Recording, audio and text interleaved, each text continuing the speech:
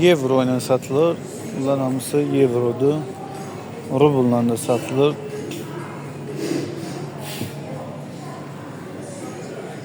Maraqlı şeylər var burada. Çin ətirləri. Amma heyf ki, əl yükündə icazə vermirlər keçirtməyə. Ucuzluqda yoxsa da malardı.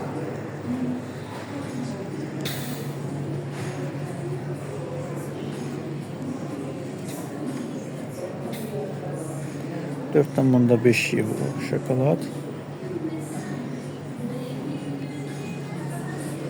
2 euro. Azərbaycan buna 4 manat.